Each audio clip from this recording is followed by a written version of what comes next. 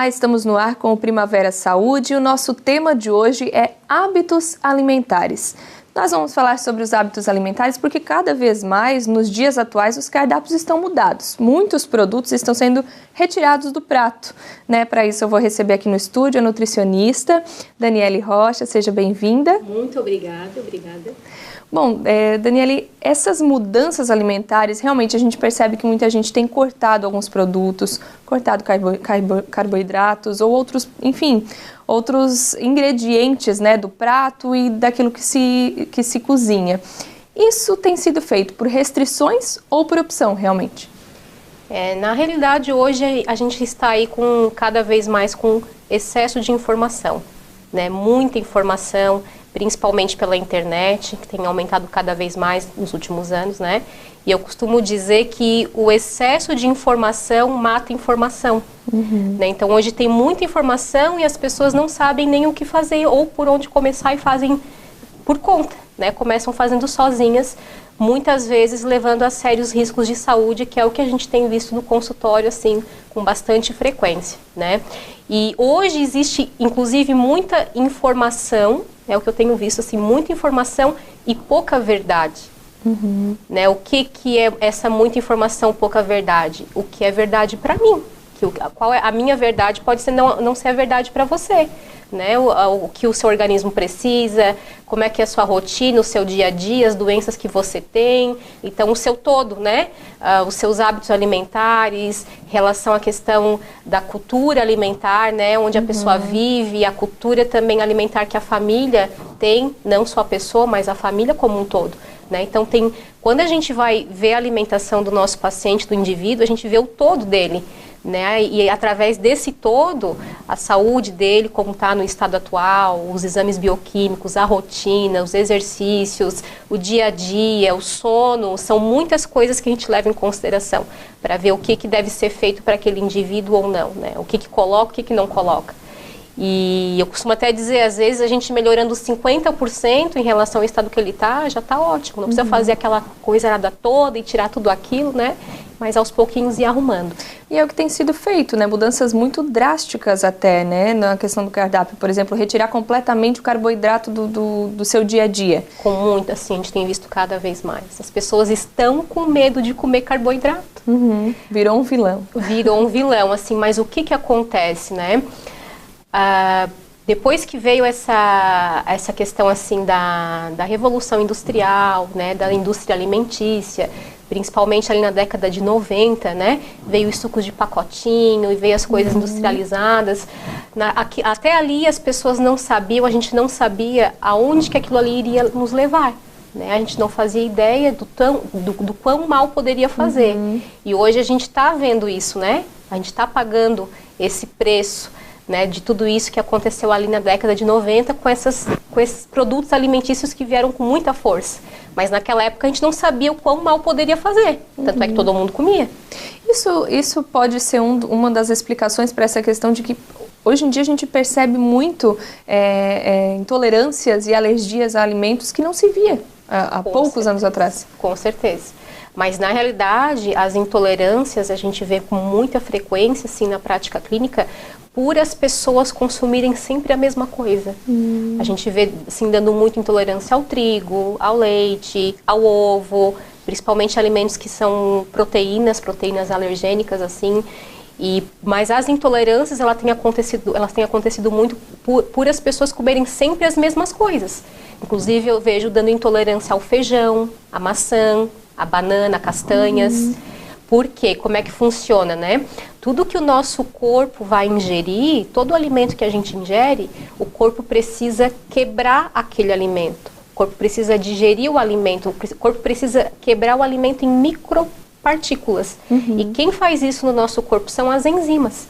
A gente tem enzimas específicas, que são substâncias que o corpo produz, que fazem a quebra do alimento.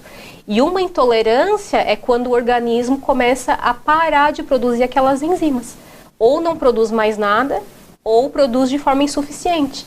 Então você não tem mais a enzima para digerir e fazer a quebra daquele alimento. Então você come o alimento, você não tem mais a enzima ou tem insuficiente, o corpo não aceita mais aquele alimento. Por isso que o corpo reage com sintomas, né? dor de cabeça, intestino preso ou diarreia, gases, estufamento, até insônia, dores nas articulações, tem relação com as intolerâncias alimentares também, rinite, sinusite, então tem como prevenir, então, desenvolver essa intolerância? Com certeza, com certeza. Variando a alimentação. O que a gente precisa entender, eu até tenho visto as pessoas consumirem assim mais bons alimentos até. Consumirem mais bons alimentos. Mas todo dia é o mesmo bom alimento. Todo dia é a mesma coisa. Vamos dar um exemplo. Segunda-feira, ovo. Terça-feira, ovo. Quarta-feira, ovo. Quinta-feira, ovo, na mesma refeição. Chega sexta-feira, naquele horário, o próprio corpo já sabe que vai comer ovo. Então, é sempre as mesmas enzimas que o corpo está usando, né? E elas vão também cansando. Elas vão cansando, vão cansando. E uma hora elas vão, elas vão diminuindo a produção delas mesmas. E é onde a pessoa se torna intolerante ao alimento. Mas a intolerância é reversível. A gente consegue muitas intolerâncias reverter. Qualquer intolerância? Depende da quantidade da enzima, né, que a pessoa está produzindo. Assim. Se ela não tem quase mais nada dessa enzima, já é mais difícil. Se já está num nível de se ainda está num nível de intolerância leve, a gente consegue reverter. Muitas vezes sim. Né? A gente precisa fazer o tratamento adequado para aquilo dali. Né? Outra coisa em relação às intolerâncias é a questão de também da tanto automedicação, né, essa mudança de hábitos quando se faz sem a procura de um profissional. Quando eu sinto que o meu organismo muda quando eu tomo leite, por exemplo, e eu decido por conta própria retirar o leite, é correto fazer isso ou eu deveria procurar um profissional? O correto é procurar um profissional, claro, né, para entender o que está acontecendo no organismo daquela pessoa. Né, porque se uma pessoa, por exemplo, tem sintomas da intolerância, como enxaqueca ou estufamento, né, fica com muita distensão abdominal, com muitos gases, a rinite começa a atacar, a pessoa, com certeza, ela pode estar retirando aquele alimento se ela sente que faz mal para ela, com certeza. Mas a gente precisa saber se, por exemplo, ela está com intolerância à lactose. É reversível? O quadro dela dá para reverter? Então, muitas vezes ela tira por conta e nem sabe que dá para reverter aquele quadro e lá na frente poder voltar a consumir. Sendo que quando ela voltar a consumir não vai sentir mais nada. E no caso ainda de ela cortar, né, cortar completamente o leite ou glúten, né, ou enfim, tantas outras intolerâncias, isso de alguma forma desequilibra o organismo também, porque ela deixa de consumir algo que está também no glúten, que pode favorecer, que está no leite, enfim, o próprio cálcio? Depende da situação, né? Se a gente pegar os laticínios, por exemplo, tá? As pessoas que mais têm deficiência de cálcio nos ossos são as pessoas que mais bebem leite. São as pessoas que mais bebem leite. O leite, ele tem cálcio, ele tem outros nutrientes também, e só que ele vai ser adequado para aquele organismo que pode receber ele também, né? Então, assim, por exemplo, se a gente pegar um gergelim, um brócolis, uma couve, também tem bastante cálcio. O leite tem mais, mas a pouca quantidade de cálcio que tem no brócolis, tem no gergelim, tem na couve, é uma quantidade que o corpo absorve bem. Ele é um cálcio biodisponível, que a gente costuma dizer, para o organismo, né? E o que tem acontecido muito hoje também, essa questão do leite, eu não sou contra o leite. E também não sou a favor. Eu sou contra para aquela pessoa que ele não vai fazer bem, que o organismo não aceita aquele alimento, né, no caso de uma intolerância ou até de uma alergia, e sou a favor para aquela pessoa que é saudável, que quando consome não sente nada, não tem nenhum problema relacionado ao consumo dele, né? Mas eu sempre costumo dizer, né, é saudável, não tem nenhum problema de saúde, não tem nenhum problema relacionado com leite, não tem gases, não tem rinite, né? O leite, ele tem uma proteína específica que ataca bastante a rinite, mas se não tem problema nenhum desse, então vai lá num leitinho mais natural, né, um queijinho que é feito lá no sítio, da forma mais natural possível, sem esses aditivos químicos, tudo isso que é utilizado para preservar o alimento mais tempo na prateleira do supermercado. Esses aditivos fazem muito mal também, às vezes é mais o aditivo do que até o leite em si, tá? Dependendo da quantidade que foi utilizada. Então vai lá e pega uma manteiga, né, artesanal, ao invés dessas margarinas, que é gordura trans, gordura vegetal hidrogenada, extremamente maléfica, que realmente entope as artérias e realmente tem relação com câncer também. Esses alimentos industrializados têm sido vilões aí da alimentação? Dependendo da frequência do consumo, com certeza, né? Uma coisa é o hábito, né? A rotina, outra coisa é a exceção, né? Vai lá na casa de alguém, né? E não tem a sua manteiga e tem a margarina, come a manteiga. O que conta é o hábito, né? O dia a dia, o que a gente coloca para dentro no dia a dia, né? E a gente tem que entender que a gente não para pensar nisso. Mas o nosso corpo, ele é todo formado por nutrientes. Todo o nosso corpo é formado por nutrientes. A nossa pele é formada por nutrientes, o nosso cabelo é formado por nutrientes, os nossos ossos são formados por nutrientes, né? O nosso músculo é formado por nutriente, tudo no corpo, o nosso DNA é formado por nutriente.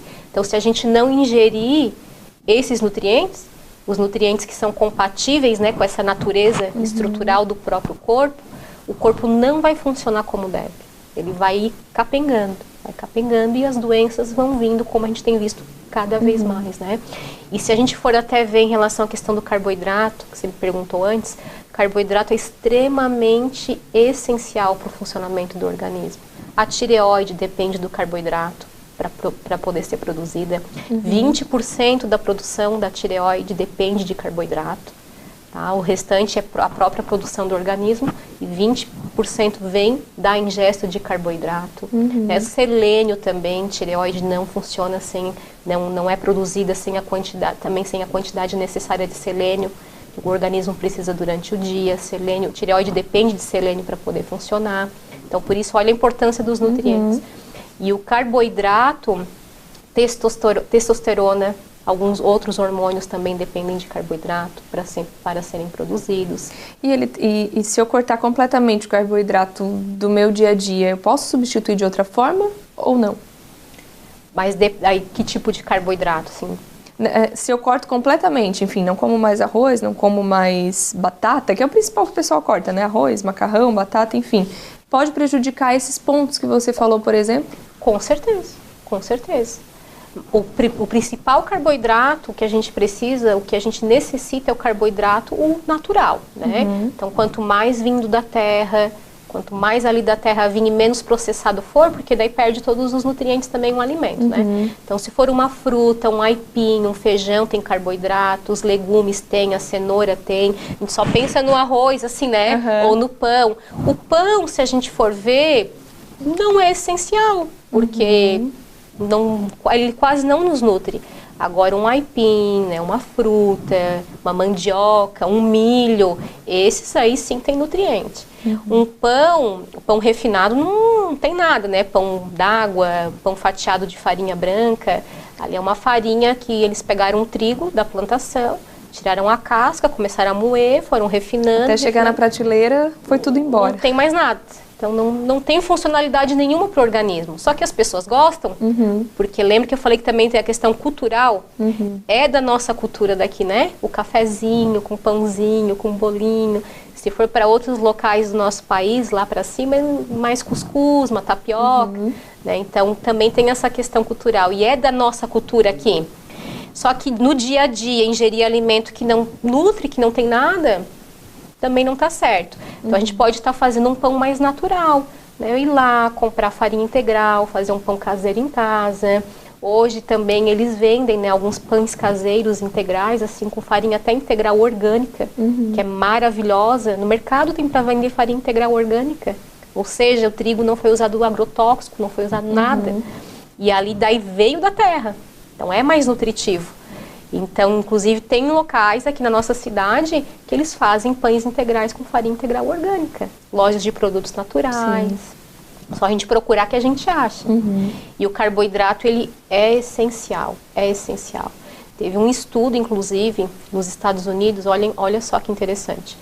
Um estudo onde mostrou, um estudo eletrônico, que mostrou que se a metade dos americanos consumissem uma fruta a mais por dia, se a metade dos americanos comessem só uma fruta a mais por dia, aí nesse estudo tinha americanos que não consumiam nenhuma fruta, tinha americanos que consumiam uma, duas, independente da quantidade, se a metade deles consumissem só uma fruta a mais no dia, 30 mil americanos não morreriam de câncer por ano. Nossa. Olha só. Não está muito longe daqui do Brasil. Não né? está muito longe, com certeza. Inclusive, tá independente de agrotóxico, o estudo mostrou. Só do poder dos nutrientes das frutas. E, inclusive, o que a gente tem visto assim no consultório, as pessoas para tentar emagrecer ou com medo da frutose, enfim, da fruta. A frutose da fruta é uma frutose natural, diferente da frutose do milho que eles adicionam nos produtos alimentícios, né? Que tem uma frutose, assim, um teor de frutose, e, meu Deus, não tem nem comparação. Sem falar que a frutose da fruta é natural, com as fibras e os nutrientes, né? E as pessoas estão tirando até a fruta também, com medo de comer a fruta. Vamos fazer uma pausa rapidinho, daqui a pouco a gente fala um pouquinho mais sobre essa alimentação saudável, sobre hábitos alimentares, a gente vai para o intervalo e volta já já.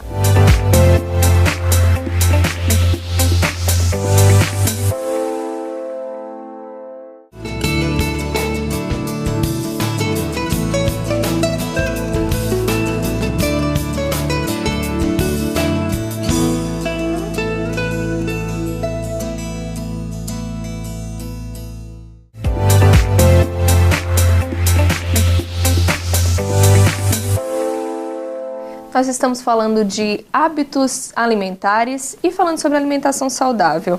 A Daniele Rocha, a gente estava conversando antes do intervalo, né, doutora, sobre essa questão de que o alimento não é, a alimentação em si não é um vilão, né? Você falou sobre os pães, dá para se alimentar bem, sem sofrimento, trocando alguns produtos por outros mais saudáveis? Com certeza, com certeza. E a gente tem que entender que a gente tem que levar isso para a nossa vida, né? Eu sempre falo, dieta tem hora para começar e hora para terminar. Mudança de hábito, não. Reeducação alimentar, não. É algo que que a gente leva para a nossa vida toda. Eu tenho certeza que quem está nos assistindo, né, não quer ter um peso saudável ou saúde só por um mês, 2 meses, 3 meses, e sim para vida toda. E quando a gente faz mudança assim, quando a gente faz algo muito radical, inclusive deixar muitas vezes até de comer, ficar com peso na consciência, até porque às vezes vai comer um pãozinho na casa da amiga, isso a gente não consegue levar por muito tempo. E o que acaba acontecendo? Compulsão alimentar depois. Chega uma hora, a pessoa chuta o balde e começa a comer. A gente falou do carboidrato, por exemplo, que é a principal mudança que a gente vê nos cardápios hoje. Quem tira completamente o carboidrato tem essa necessidade de voltar a comer e essa compulsão pode vir realmente? Normalmente quem tira assim, totalmente a gente não tem como tirar, porque a pessoa vai consumir um legume, que tem também o carboidrato, feijão também tem, né? Então, mas quando a pessoa chega assim no ponto, o que acontece? O que eu não acho correto? Nem o extremo, né? Nem tirar e nem comer demais. As pessoas não estão sabendo encontrar um ponto de equilíbrio em tudo na vida. Então, com o alimento não está sendo diferente, né? Então, nem tirar, mas também nem comer demais. Então, encontrar esse ponto de equilíbrio, né? Essa falta de encontrar o equilíbrio tem gerado nas pessoas medo de comer? Com certeza, com certeza. Com certeza. A gente percebe, por exemplo, no tal do jejum intermitente, né? Sem saber o que deixar de comer, deixo de comer tudo. Isso é um hábito que tem sido encontrado, uma dieta que tem se tornado cada vez mais comum também? Aí a gente volta também para aquela questão da internet e redes sociais, né? Que é muita informação. Então, as pessoas elas não estão sabendo lidar com tanta informação também. Então, onde elas pegam um pouco daqui, um pouco dali, acabam fazendo de tudo, né?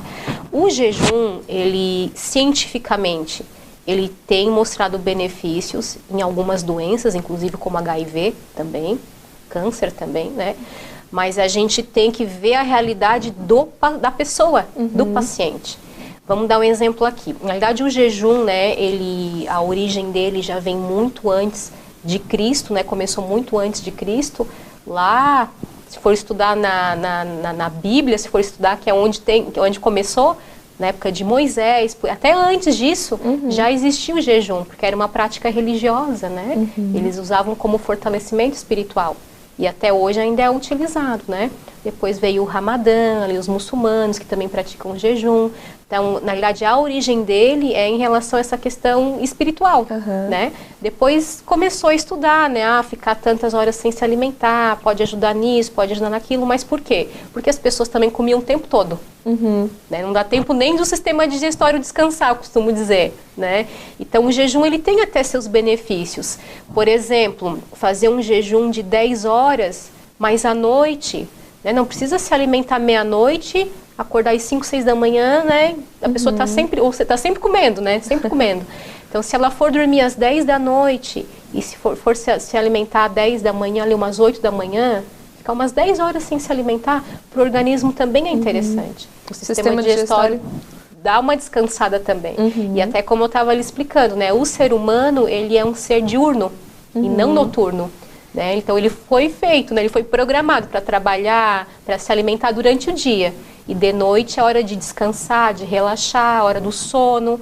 Alguns hormônios são produzidos durante o sono, que são hormônios essenciais. Tanto é que tem pessoas que trabalham à noite, né? Trabalham à noite, não dormem à noite. Normalmente essas pessoas têm mais problema com peso, mais fome, mais apetite, né? Mas voltando a essa questão ali do jejum, é interessante à noite, pelo menos umas 10 horas. Agora, durante o dia, depende de cada pessoa também, né? Vamos dar aqui um exemplo. A pessoa almoçou meio-dia, chega à tarde, ela não tem apetite, ali 3, 4 horas. Não tem o porquê obrigar ela a se alimentar. E vamos supor que vai chegar à noite em casa, 7 horas, ela também não tem até tanta fome, ela come assim com equilíbrio. Tudo certo. Agora, aquela pessoa que almoçou meio-dia, não comeu nada à tarde, chega à noite morrendo de fome, acumula, quer comer até né, o pé da mesa se deixar. Essa pessoa é interessante fazer um lanchinho à tarde. Então tem que ver, né, se aquele jejum, se aquela pessoa consegue fazer, se é para ela, se não é para ela. Então tem que avaliar cada um. Na questão do emagrecimento, por exemplo, é possível que uma pessoa emagreça mais comendo de tempos em tempos do que simplesmente parando de comer? Com certeza, com certeza. Até depende do que ela for comer daí, né? Depende do que ela for... Por exemplo, se a gente for ver farinha refinada, essas farinhas brancas, né? Lembra que eu falei, ó, tudo mais da terra. Tudo mais da terra, né? Tudo que vem da terra tem a fibra. Tem fibra. E a fibra, o organismo leva, em média, no mínimo umas 2 horas para o corpo digerir, no mínimo. Então, aquele alimento veio da terra, tem a fibra, você vai ingerir, e o corpo vai levar em média 2, 3 horas para estar digerindo assim. E o que acontece? Aquele alimento vai se transformar em glicose. O alimento que vem da terra, ele se transforma em glicose no nosso organismo, que é fonte de energia para o corpo, né? Só que por ter fibra, vai levar horas para aquela glicose ir entrando nas nossas células no corpo. Então o pâncreas vai produzindo insulina devagarzinho, de boa, né? Devagarzinho. Agora, aquele alimento que não tem fibra, vamos dar um exemplo, uma farinha branca, o corpo leva em média 20 minutos para digerir. 20 minutos. O que tem a fibra, frutas, vegetais, o corpo vai levar umas 2, 3 horas por ter a fibra. E a farinha branca, o arroz branco, que é refinado, o corpo leva 20 minutos para digerir. Ou seja, se transforma em glicose muito rápido também daí. Aí, a glicose aumenta mais rápido, o pâncreas vão produzir insulina, né? Vão produzir insulina para dar conta dessa glicose toda. E esse excesso de insulina, o corpo começa também a estocar na forma de gordura. E é isso que acontece. Então, depende do que for comer. Depende do que for comer. Esse cuidado é preciso ter à noite também pela questão do tempo de digestão ou é... Qualquer horário. Rotineiro. Rotineiro, qualquer horário. Antes do intervalo, a gente estava falando também sobre a questão das frutas, né? E que é uma das coisas que as pessoas cortam na dieta justamente porque, vou cortar todo o açúcar, mas fruta tem frutose, corto também. Como é essa questão? A fruta, em que ela é diferente do açúcar, dos outros açúcares que a gente deve cortar? Se a gente pegar, por exemplo, um açúcar refinado, né? Ele veio lá da cana eles fizeram um melado, do melado eles fizeram a rapadura, Da rapadura fizeram o açúcar mascavo, do açúcar mascavo fizeram o demerara, depois o demerara fizeram o cristal e depois fizeram o refinado. Tudo que tem esse processo já preocupa um pouco. Já preocupa, né? Sem falar na quantidade de aditivos que é utilizado nesse processo todo de refinamento, né? Como nos óleos também, os óleos convencionais, né? Soja, milho, enfim, eles usam muito produto químico na refinaria e no açúcar não é diferente, né? E chega naquele refinado ali, não tem mais nada, não serve para nada. E o banho de aditivo químico que foi para fazer esse processo de refinamento também, né? Então, é diferente do açúcar da fruta, né? Que está ali na sua forma in natura, natural, né? Com os nutrientes. Se a gente pegar, por exemplo, frutas com cor vermelho para o roxo, se a gente pegar ali na linha do morango, da uva, o que dá essa coloração vermelho indo para o roxo são substâncias ali na fruta, na beterraba inclusive também, são substâncias que dão essa coloração roxa, que quando a gente ingere essa substância, que é o resveratrol, antocianinas, são compostos que entram dentro das nossas células, se ligam no DNA e ativam genes no DNA, genes que eliminam toxinas que estão dentro das células. Olha. Então, é essencial consumir. Essencial. Doutora, já se encaminhando para o fim da nossa entrevista, né? Eu queria que, se você puder, dar umas dicas aí. Então, já que a gente está falando de hábitos alimentares, de alimentação saudável, dicas para quem está nos assistindo de como se alimentar de forma saudável. Claro que depende de cada organismo, mas se puder mudar a partir de agora, o que poderia mudar? Com certeza, a minha primeira orientação é coma mais plantas. O que seriam as plantas? Frutas, legumes, vegetais. Primeira coisa, primeiro ponto. Segundo ponto, comam mais alimentos da terra, menos processado possível. E evitar alimentos com agrotóxico. O que tiver ao alcance de cada um, né? Achar alguém que planta, alguém que cultiva, ir na feira, numa hortinha. Então, assim, voltar lá como era antes, né? Mais da terra, mais natural, menos aditivos. Então, e menos processado possível. Isso, assim, é geral para todos. E comam mais alimento e menos produto alimentício, que é pacotinhos e coisas embaladas. Tá certo. Obrigada, doutora. Que nós possamos falar muito mais aqui de alimentação saudável outras vezes. Obrigada também. Obrigada a todos. A gente vai ficando por aqui com Primavera Saúde. A gente volta na semana que vem para falar mais de saúde, de bem-estar aqui na TV Primavera.